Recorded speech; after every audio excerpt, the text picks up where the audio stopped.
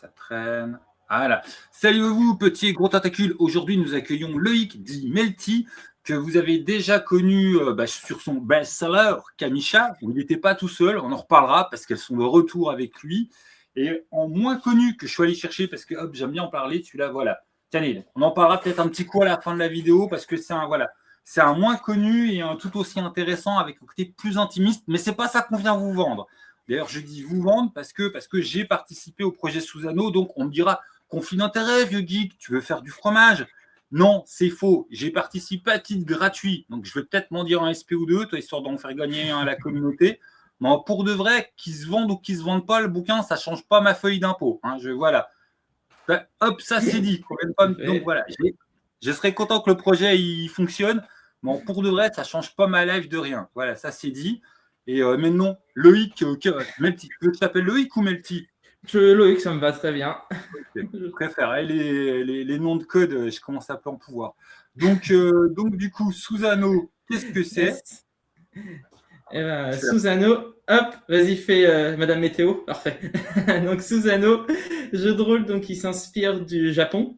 Un jeu de rôle où il y a une grande place de la nature et des mythes et des légendes qui se déroule dans un monde à part, donc un monde de fantasy, où c'est une grande mer de brume et des montagnes qui dépassent, où la nature est très présente, extravagante, avec des esprits dans chaque chose, et des clans éparpillés à différents endroits, dirigés par des seigneurs aux attributs de dragon, donc des jambes de dragon, des bras de dragon, un caractère de dragon. On leur fait remarquer, ils nous disent c'est faux, ils nous jettent par la fenêtre. Ce genre de personnes. Et l'idée, c'est que ce sont des clans plutôt isolés, il y a des mystères à différents endroits, il y a des grandes ruines dans l'univers, on ne sait pas d'où elles viennent, les sanctuaires draconiques, il y a des monstres qui viennent de dessous les brumes, on ne sait pas pourquoi ils viennent.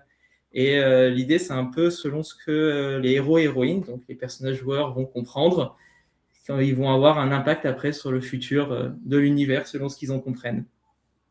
Ok, alors je complète 2-3 petits trucs. Alors déjà, c'est un jeu complètement, oui, effectivement, japonisant. On est dans une vibe think positive. On n'est pas sur un truc glauque à l'L5R dans ces périodes glauques ou méga politiques de pas gentil. On est plus sur les aspects positifs de l'Empire des Cerisiers. Voilà, il y a des trucs dans l'Empire des Cerisiers qui sont un peu plus dark. Là, les côtés, les univers de jeu positifs portés par l'Empire des Cerisiers, on est là-dedans. Quand il vous a parlé de Sous la brume, il me semble que tu ne l'as pas introduit avant. On joue en fait sur des pics montagneux, on joue en hauteur. Voilà. Il y a les montagnes, il y a une mer de brume qu'on a vite compris que si tu vas, tu meurs. Voilà. C'est ça. Et je vous rassure tout de suite, on a déjà tous les secrets dans le jeu. Voilà. C'est ça. Hop. Et l'idée, c'est que c'est très inspiré. Donc, par exemple, Cerisé et L5R, et niveau transpiration, c'est transféré des Ghibli. Donc, tout ce qui va être Princesse Mononoke, Voyage de Chihiro, c'est ce type d'univers qui est relativement positif, qui est lumineux et qui a aussi son lot de mésaventures, son lot de secrets. Pareil, les Zelda, surtout les derniers Zelda, qui les personnes sont naïfs, les habitants sont mènent la vie tranquille, mais en arrière-plan, c'est la fin du monde, il y a des problèmes et il faut essayer de les régler pour pouvoir continuer à mener cette vie naïve et paisible. Ouais, quand on dit que c'est signe positif, c'est pas qu'il se passe rien. Non, ça...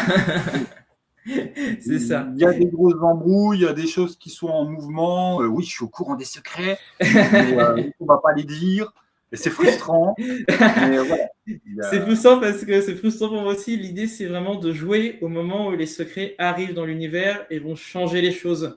Et que du coup, l'univers est en mouvement, va se modifier. Et l'idée, c'est que les joueurs ont un impact sur ce changement d'univers. Et ils sont aussi impactés par ce changement d'univers. C'est de ne pas jouer genre 10 ans après l'apocalypse ou 10 ans avant. Et ce n'est pas forcément une apocalypse, mais c'est vraiment un changement d'univers et de jouer durant ce moment-là. Et l'idée, comme tu as dit aussi, c'est d'avoir tous les secrets d'univers qui sont présentés dans le livre de base et d'avoir l'ensemble des secrets à disposition pour pouvoir jouer un peu en mode bac à sable autour de ces secrets, voir comment on réagit, qu'est-ce que ça a comme impact, comment ça va modifier le quotidien. Et les joueurs ne sont pas le seul vecteur de transformation. Il y a des trucs qui vont être transformés, qu'ils le veuillent ou non.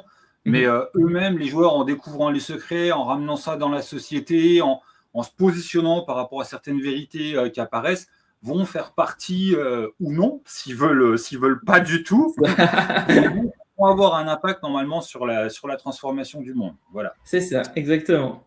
T'as bien révisé, c'est bien. Bon, bah oui, hein, quand même.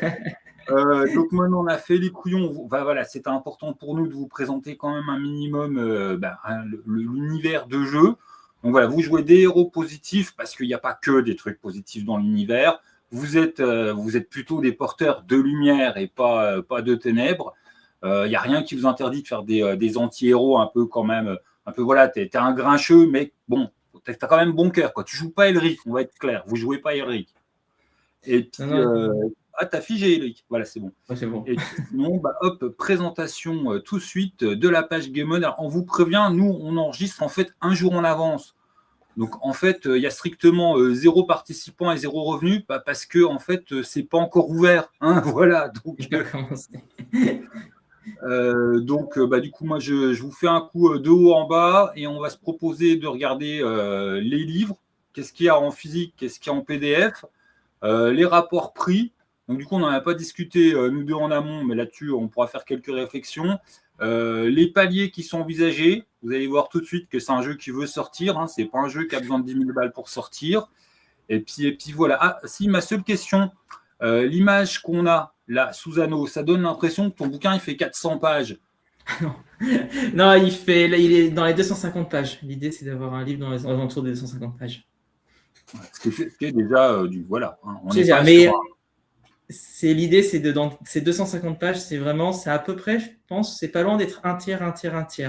Un tiers d'univers, un tiers de règles et un tiers de secrets aventures, à peu près. Sans compter que quand on dit les bouquins, c'est parce que vous allez voir tout de suite, hein, monsieur a eu la folie des grandeurs. Hein. Donc, on a un livre de base, on a tout de suite un supplément. Allez, hop, dans la foulée, quoi. C'est ça. En fait, pour expliquer un peu, c'est que quand j'ai regardé un peu ce que je pouvais sortir et ce qui était disponible, il y avait pas mal de scénarios dans les placards, pas mal de choses qui avaient été écrites à droite à gauche et qui avaient été jouées, qui avaient plu. Et il y a encore 2-3 petits secrets qui sont pas essentiels à comprendre l'univers, mais qui étaient des portes ouvertes, on va dire, que j'avais joué en campagne et je me suis trouvé ça intéressant de les mettre à disposition en fait dans un supplément. Donc d'avoir un supplément qui donne des solutions aux 2 derniers secrets qui traînent et donne pas mal de scénarios. C'est quelque chose qui était revenu pas mal sur Kamisha, d'avoir des scénarios pour jouer. Donc mettre à disposition l'ensemble des scénarios, donc qui sont sur différents thèmes, écrits de plein de manières différentes, mais donner de quoi jouer. Ah, puis, en plus, Kamisha, il y avait un côté jeu campagne, quoi. Tu viens, tu trouves la déesse, machin, après tu te dis, bon, c'est pas qu'on a fait le tour de l'île, quoi. On peut toujours inventer des trucs, mais tu as découvert le gros secret. Sous anneau, c'est plus, c'est beaucoup plus bac à ça, plus vrai jeu, quoi. Il n'y a pas une campagne que quand tu l'as fini, tu le mets à la poubelle, quoi. C'est ça, c'est surtout que la campagne est plus longue et je voulais pas écrire une campagne de bout en bout parce que ça correspondait pas à ma façon de le jouer et de le présenter, mais je voulais mettre un peu des pistes de comment articuler tout ça pour en faire une campagne. Donc l'idée, c'est dans le livre de base, c'est vraiment présenter d'un point de vue univers, avec le côté un peu organique, comment les choses interagissent entre eux. Et l'idée supplément, c'est un peu dire, vous pouvez prendre ça comme fil rouge, vous pouvez jouer les choses dans cet ordre-là. Là, il y a besoin de rajouter des petites choses et tout. C'était un peu de structurer pour des personnes qui voudraient jouer en campagne, justement. Alors, il y a aussi un écran avec, on reviendra dessus, des tas de goodies pour ceux qui veulent des goodies. Le goodies, c'est le mal. Et, sur lequel je t'invite à un peu plus donner d'infos. Le bento, qu'est-ce qu'il comprend? Parce que alors, on a donc effectivement dans la grosse offre, bouquin 1, bouquin 2, écran et un bento. Qu'est-ce que c'est le bento? Le bento, en fait, c'est une pochette. Alors, c'est une pochette en PDF, c'est juste un ensemble d'aides de jeu. L'idée, c'est de regrouper les différentes aides de jeu pour les faire séparément et de pouvoir avoir accès aux aides de jeu. Donc, les aides de jeu, c'est des aides de jeu résumé des règles, résumé des archétypes. C'est aussi éventuellement faire une liste de noms. C'est prévu de faire une liste de noms, donner les aides de jeu pour le combat. Donc, d'avoir différentes aides de jeu qui sont regroupées sur des fiches résumées pour avoir les choses à disposition. Alors, vu que les rôlistes, c'est bien des gros possesseurs de goodies à la mort moelleux, est-ce que je te prends à l'impromptu, hein, rien n'est préparé, parce que je sais que dans les paliers, tu n'as pas un palier, alors ils vont déjà pas très loin, hein, on est à 3005 avec la grosse guest star, on vous en parle après, mais tu as calculé au niveau impression si tu peux pas coller un palier à 5000 balles pour avoir les bento imprimés ou c'est pas du tout jouable? C'est dans les plans. Ah, tu te rends compte, bon gars, on est d'accord. C'est dans les plans, c'est prévu. Ouais, Si non, ça t'as monte raison. assez, il y a ça dedans, effectivement. L'idée, c'est en fait, les aides de jeu, on pourrait très bien les mettre à la fin du livre de base, mais c'est toujours embêtant parce qu'on les a pas sous la main, on peut pas les tirer, etc. Donc, je trouve que c'est plus sympa de les avoir imprimés sous la main. Ça reste un surcoût. Je trouve que c'est plus sympa si c'est un cadeau. Donc, c'est prévu dans les plans que si on arrive à un certain palier, qui est pas non plus à. L'idée, c'est pas non plus de le mettre inaccessible, hein, que ce soit un palier accessible et qu'il y ait l'impression du bento qui va avec. Tu l'as pas mis à 50 000 balles, quoi. Ouais. Non, je ne l'ai pas mis à 50 000. Non, non. Si c'est ça, moi, je pars en vacances direct. C'est bon, hein, ça en On va aux atteint là. Bahamas. Allez, Loïc, on va aux Bahamas. Je t'emmène avec. Je pars en vrille. Bon, putain, pardon. J'essaie de pas mettre trop de bazar. Tu veux qu'on aille sur quoi? Non, en fait, c'est mon rôle, c'est mon devoir, c'est mon indo. Donc, on vous a dit ce qu'il y avait en gros. Le premier livre, le livre ressource, le livre on peut pas s'en passer. Le second livre qui va vous donner des clés pour animer tout ça, et puis plus de trucs, plus de trucs, plus de trucs. Donc, le premier supplément. Le bento, que vous venez de savoir ce que c'est. On a l'écran et on va tout de suite voir en fait qu'est-ce que tu as pour combien de pognon. Donc pour 0 balles, tu as accès aux options. Si tu es du genre j'aime les PDF, pour 18 balles, tu as les 2 bouquins, plus le bento. Voilà. Pour 40 balles, tu as donc Susano, le livre de base, son PDF, plus le bento en PDF, plus les cadeaux physiques qui sont débloqués. Pour 89 balles, tu as la totale. En fait, tu as les 2 bouquins, plus l'écran, plus le bento, voilà, qui est pour l'instant annoncé en PDF, mais que voilà, Inch'Allah, peut-être qu'on l'aura en physique. Ça. Donc, pour ceux qui me disent 89 balles, ça commence à faire. On parle de 2 bouquins plus un écran. Donc, vous voulez qu'on en parle des prix du jeu de rôle actuellement? Donc, voilà, quoi. Moi, je dis ça, je pense que tout le monde y m'a compris, hein, je veux dire. Et pour précision, une des raisons pourquoi aussi, pour les prix, on a pu faire un effort, c'est que les livres, ils sont en intérieur noir et blanc. C'était un choix depuis le début, aussi bien pour pouvoir réduire le temps de création des illustrations et le prix des illustrations. Donc, ça permettait de travailler dessus. Et ça permet aussi à l'impression de faire un effort sur l'impression. Après, quand on dit noir et blanc, c'est pas noir et blanc des années 80. C'est des illustrations noir et blanc. Voilà. Alors, tu es en mute, donc je fais le son, donc ce type à l'intérieur. Ouais, je m'en mute parce que je vapote et c'est dégueulasse au son. Donc voilà, je voulais vous montrer, j'ai pris tout l'écran pour moi, mais c'est pour vous montrer des illustrations du type noir et blanc. Bon, de toute façon, j'ai une qualité d'image pourrie, je ne tombe pas sur des illustrations, voilà. On n'est pas sur des illustrations dégueu non plus. D'ailleurs, au niveau des illustrateurs, il y a plein de gens qui ont participé, on viendra sur la team après. Hop. Si, question importante pour les rôlistes, couvre souple ou couvre rigide? Couvre rigide, ça sera tout en couvre rigide. Ça va, voilà. Perso, je n'ai pas d'école préférée, mais ça devrait plaire aux gens.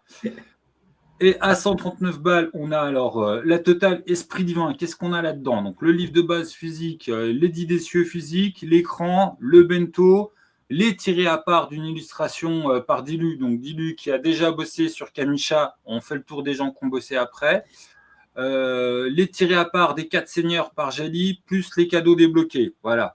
Donc bon, c'est pour les fans des illustratrices. C'est exactement ça. Non, on va être clair, je veux dire, parce que qu'est-ce que tu as en plus? Tu as les trucs spéciaux des illustratrices. C'est ça. On va voir la team tout de suite. Et puis la guest star.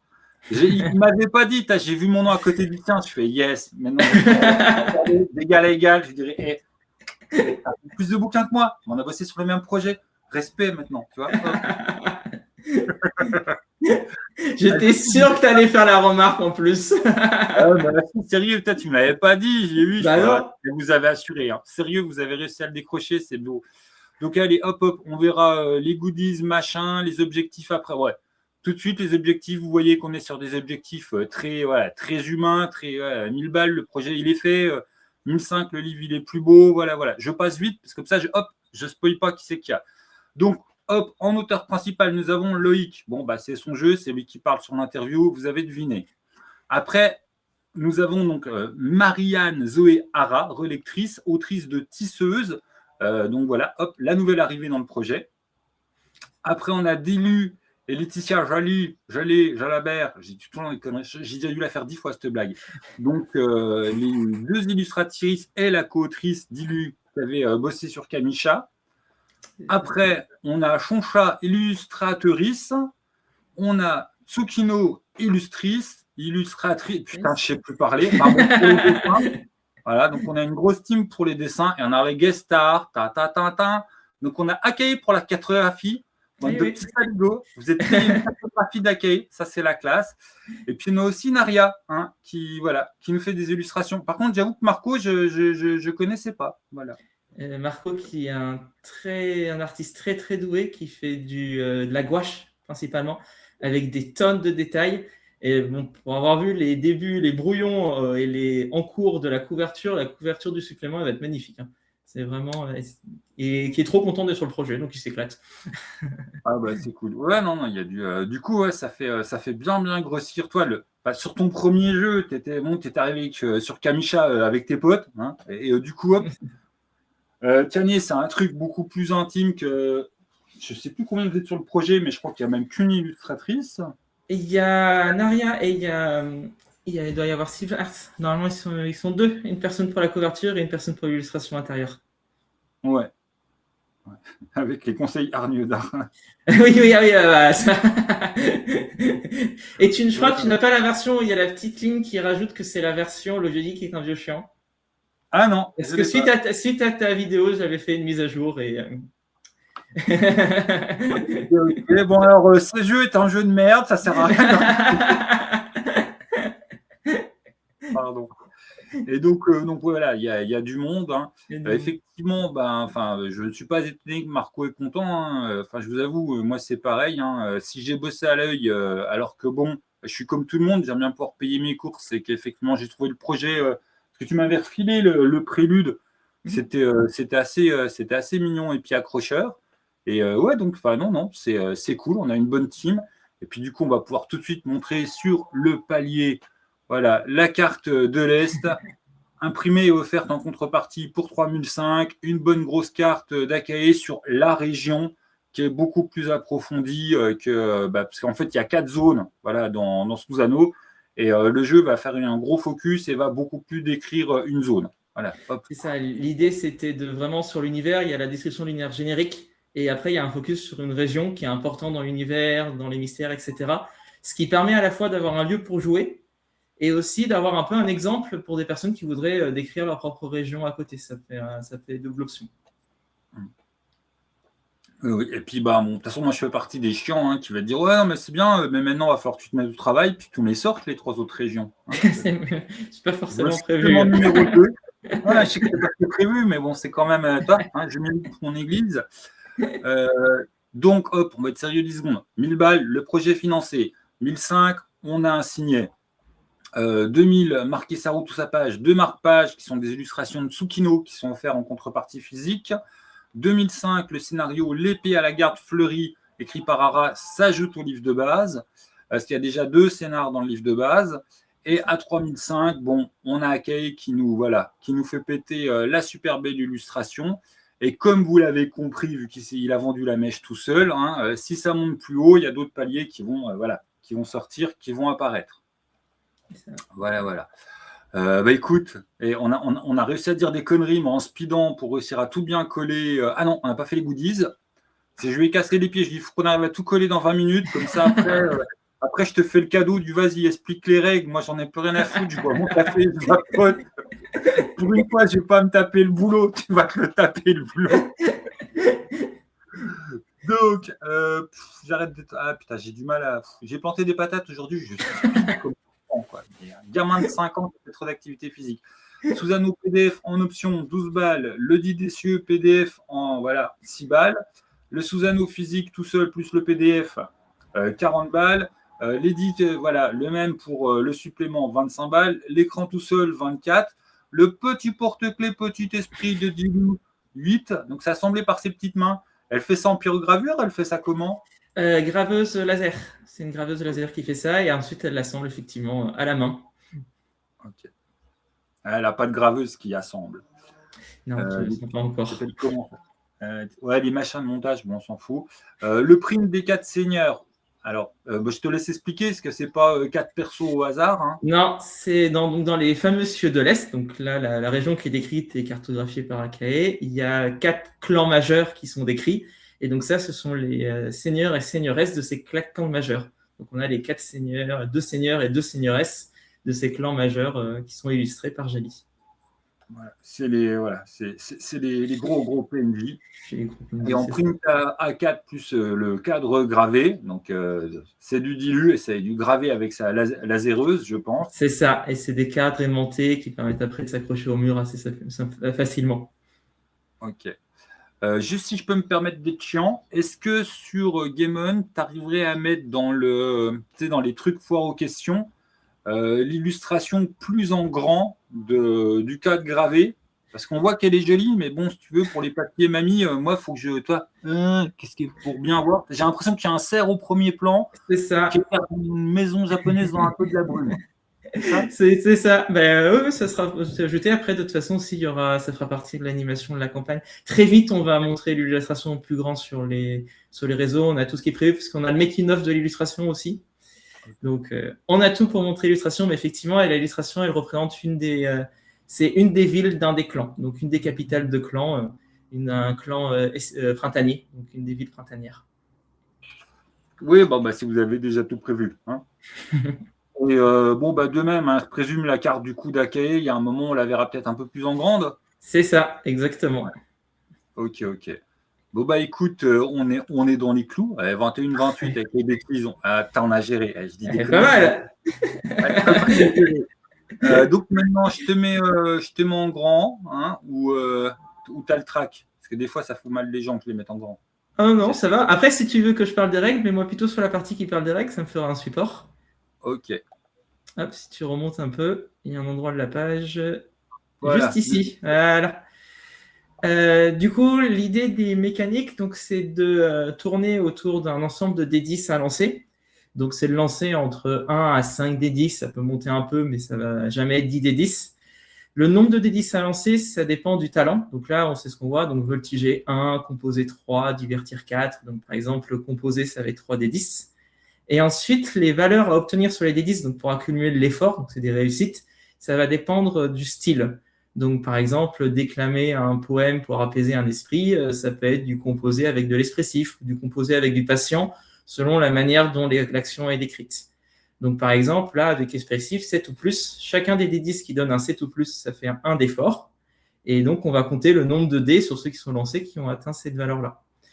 Et l'idée, c'est qu'il faut avoir 2 d'efforts pour réussir une action. Donc, si c'est pas forcément évident, en lançant entre 1 et 5 D10 d'avoir ces 2 d'efforts, c'est pour ça qu'il y a une mécanique en plus qui s'appelle le souffle. Donc, si le vieux geek fait un tout petit scroll de 2, 3, un tout petit peu. Qui n'est pas la souris. Hop, je te parle quand j'ai coupé le son. Je ne sais pas si je peux agrandir le truc sans que scroll. Je scroll un tout petit peu, j'ai juste besoin de la barre en dessous. Ouais, non, scroll. Parfait. Le souffle. On va parler en français quand même, scroll. Ah, pardon. On fait un courriel, on ne fait pas un email, monsieur. Je me mute, je suis ingérable, pardon. Donc, pour réussir une action, l'idée, c'est qu'une fois qu'on a lancé des dés, on peut dépenser des points de souffle pour pouvoir augmenter l'effort. Donc, chaque point dépensé, ça fait plus 1 d'effort. Donc, par exemple, on a lancé les dés, il n'y en a qu'un seul qui a donné un résultat supérieur ou égal au style. On peut dépenser 1 point de souffle pour passer à 2 et réussir quand même l'action. Par contre, plus la barre est négative, plus on a des risques de maladresse. Quand on va lancer les dés, il y a toujours un dé qui va être différent des 2 autres. Et si ce dé donne une valeur qui est inférieure ou égale au nombre de points dépensés, c'est un échec automatique, on ne peut rien faire. Donc, par exemple, si on prend l'exemple, si on dépense, si on a moins 2 en souffle, qu'on lance le dé, eh bien, sur un 1 ou un 2, ça sera une maladresse. Si par contre, le dé différent des autres ne donne pas 1 ou 2, on peut dépenser des points de souffle pour augmenter son effort et réussir son action. L'idée qu'il y a derrière ça, c'est que quand les PJ ont un plan, il y a quelque chose qu'ils veulent mettre en œuvre, par exemple s'introduire dans un château, ce genre de choses. Au début, quand ils sont à 0 de souffle, ils ne peuvent pas faire de maladresse. Ils pourront toujours dépenser du souffle pour réussir leurs actions. Par contre, plus ils vont avancer, plus ça va être difficile, plus ils vont être essoufflés et plus il y a des risques d'échec. Donc, s'ils utilisent des compétences dans lesquelles ils sont doués, ils vont dépenser peu de souffle et ils vont réussir à progresser. S'ils utilisent des compétences qui sont un peu moins doués, ils vont dépenser plus de souffle et donc ils vont avoir plus de mal. Mais ça permet d'éviter de rater un plan sur un échec critique lors du premier jet de dés. Jamais avoir un échec critique sur le jet de discrétion dès le début ou ce genre de choses. Donc, ça permet de pouvoir réussir ses plans au début et de progresser de cette manière-là. Ouais, je ne veux pas faire mon médisant, mais ça permet de réussir ton premier jet. Tu peux avoir ton critique sur ton deuxième jet. Hein. C'est ça. Mais après, comme il y a plusieurs personnes dans le groupe, il y a aussi quelqu'un qui est plus fatigué, va éventuellement se mettre en retrait. Et ça va aussi permettre de faire tourner aussi les personnes qui vont participer aux différentes actions. Il y a aussi cet aspect-là. Donc ça, c'est les règles de base et en fait, tout tourne autour de ceci. Oui, puis c'est le principe d'attrition d'un super pôle qui te permet de réussir plus facilement un truc, mais que plus tu tapes dedans, plus il y a des chances que ça part en catastrophe. Quoi. Voilà. Exactement. Et après, dans les particularités des règles, quand même, c'est l'envoûtement, donc la partie magie. Donc la magie, c'est pas on lance une boule de feu ou on fait un rituel ou ce genre de choses. La partie magie, c'est interagir avec les esprits de la nature. Dans la nature, il y a les grands esprits, les esprits divins, mais aussi les petits esprits, donc qui ressemblent aux petits esprits du porte-clés, qui habitent chaque chose. Il y en a dans les arbres, dans les mardeaux, dans les rivières, dans tous les objets. Et les envoûteurs, donc c'est les personnes qui suivent la voie des esprits, peuvent essayer d'interagir avec eux. Donc selon la saison prédominante, ils vont interagir plutôt avec les plantes, les pierres, le feu ou l'eau, et ils vont essayer de leur conter des petits poèmes. Et selon ce qu'a compris l'esprit du poème, l'esprit va réagir. Donc ça peut être un petit poème pour demander à un esprit de l'eau d'éteindre un feu, un petit poème pour demander à une fleur d'éclore, ce genre de choses. Et après, l'esprit va agir. Et la magie marche vraiment dans cette interaction. C'est vraiment, on demande à un PNJ, le petit esprit c'est un PNJ, de faire quelque chose et l'esprit, selon ce qu'il comprend, il va faire ou il ne va pas faire. Sachant que les petits esprits de la nature, c'est des petites créatures naïves, mignonnes, gentilles, pas très intelligentes. Donc il ne faut pas leur demander des choses trop compliquées. Et il y a vraiment aussi ce côté relation. Si on écrase les fleurs et qu'après on leur demande de fleurir, l'esprit ne va pas vouloir. Et tout passe dans cette relation avec la nature. Oui, ce qui a l'air de rien est assez proche de la culture mystique du Japon, dans la relation avec la nature, le shintoïsme et tout ça. C'est ça, c'était l'idée derrière ça. Puis ça fait aussi Mononoke. Exactement. Et ça, là, il faut imaginer un peu les Noiraudes ou les Kodama, donc qu'on voit dans les Ghibli. C'est un peu ce genre de choses, les petits esprits. Ok. Bon, tu t'en es bien tiré pour l'explication des règles. Bon, après, hop, vous avez le blabla. Il y a des aventures. Bon, c'est un jeu qui vous propose de jouer des trucs. Parce que si c'était Pique-Nique au lac, on se ferait quand même un petit peu vite chier. C'est pas Pique-Nique au lac, c'est un jeu, donc il se passe des trucs. Effectivement, on ne l'avait pas dit, le format c'est du A4. C'est A4, ouais. Voilà, vous mettez bien que c'est couverture rigide. On le redit parce que c'est important, oui, c'est un jeu à mystère, mais le MJ a déjà tous les mystères. C'est bas à dire, mais voilà. C'est un mystère pour les joueurs. Pardon ? C'est important à dire parce que combien de fois j'ai été déçu de prendre un livre de base et de ne pas avoir le fin de molle d'histoire. Donc, c'est pas ce que je veux faire. L'idée, c'est vraiment les grands mystères de l'univers sont dans le livre. Ouais. Non, mais c'est pas évident. Après, toi, les seuls qui arrivent encore à se défendre de faire des trucs comme ça, si ton livre de base, avec tous les secrets, il atteint 800 pages, il y a un moment, bon, on est d'accord. Bouquin, tout à fait. Il y a vraiment que les grosses boîtes qui peuvent se permettre de sortir ce genre de projet en disant promis juré, on sort la suite, quoi, parce que tu as toujours peur que tu commences et puis tu n'as jamais la suite, quoi. Ou tu as la suite dans 2 ans quand toute personne, il n'en a plus rien à foutre, quoi. Enfin, donc du coup, il y a tout. Écoute, moi je trouve qu'on a fait on a fait les bourrins, on a fait le tour des infos que vous avez données. J'ai l'impression de ne pas zapper quelque chose. Si, peut-être un truc, voilà. Remonte un peu, si tu as plutôt, c'est au niveau du planning, un peu ce qu'on a prévu. Je scroll. Tu peux scroller vers le haut. Voilà, parfait. Non, t'as trop scrollé. C'est nickel. Ici, c'est juste pour dire un peu, donc on en est, l'idée c'était de faire la précommande au printemps, donc tout ce qui est livre du base est complètement rédigé et relu, donc là je suis en train de faire la maquette. Le supplément, il est très bien avancé, on est en train de finir l'écriture et on va faire la relecture. La maquette, elle sera dans le même genre, donc ça va pas mettre non plus beaucoup de temps. L'idée aussi, c'est que le supplément, il va reprendre les illustrations du livre de base, outre, donc il y aura la couverture qui sera exclusive et il y aura quelques portraits en plus de Naria, mais sinon c'est de reprendre un peu les illustrations du livre de base pour pas passer 3 ans à faire le supplément. L'idée, c'est vraiment de donner du contenu. de faire après les impressions en été, durant l'été, pour pouvoir ensuite faire les livraisons et la publication en automne. Ça sera normalement en novembre, si tout va bien. Ok. C'est imprimé où? Ça sera imprimé normalement en Pologne, ça sera imprimé en Europe. Oui, tu vois, rapport au bordel géopolitique mondial, bon, c'est avec des camions, ça devrait pouvoir arriver sans C'est être ça. bloqué nulle part. Ok, Et ok. l'idée, c'est aussi pour ça, l'idée, c'est de prendre de la marge, c'est vraiment prendre l'été pour imprimer calmement, vérifier que la qualité est OK, ce genre de, voilà, tout ça. Et après, faire les livraisons en automne, une fois qu'on a bien tout reçu, pour que ça se fasse bien. Ok. Le work in progress de l'écran, c'est-à-dire, t'as pas fini côté MJ ou l'illustration, ça va pas être exactement celle-là, c'est quoi? L'illustration, ça va être celle-ci, mais elle est en cours. Là, c'est une preview de l'illustration. Donc, l'illustration est en cours de la part de Pauline et ça avance bien. Donc, il y aura le reveal complet durant la campagne, mais là, c'est en cours. Ok.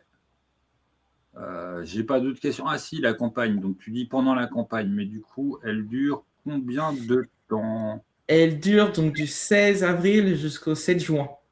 D'accord. Donc, elle englobe tout mai. Ok, ok. Oui, ça fait une campagne sur plus d'un mois. Eh ben, c'est cool. Ah, voilà, c'est là. Du C'est ici. 16-4 au 7-6. Ah, si, on n'en a pas dit. Un passage tracteur, camion, voilà, hop, ciao. C'est fini. Le livret découverte est téléchargeable et gratos. Hein. Donc, Yes. vous faites les conventions, il va être encore dispo en convention? On va l'avoir en dispo après, depuis le livret que tu as entre les mains date de 2024. Donc, il y a eu des mises à jour. Parce que l'intérêt aussi de sortir un livre en amont, c'est d'avoir des retours pour le travailler. Donc, la partie univers et le scénario ne sont pas changés. Par contre, les règles ont été bien retravaillées depuis pour affiner, retravailler certaines choses, etc. Ok, oui, donc pas forcément d'intérêt de courir après celui-là, télécharger le livret de découverte, et puis voilà, vous ferez une bonne idée. C'est ça. La bonne conclusion? C'est exactement ça, ouais, c'est exactement ça. Eh ben écoute, hop, nous revoilà en gros. Je te dis prout, voilà, pour la campagne. Popo. Et puis voilà. Du coup, pour moi, il me semble qu'on n'a pas fait d'impasse. Je vais te laisser le mot de la fin. Si tu as une autre idée de truc qu'on a fait à l'impasse, bah tu le soulignes. Et puis voilà.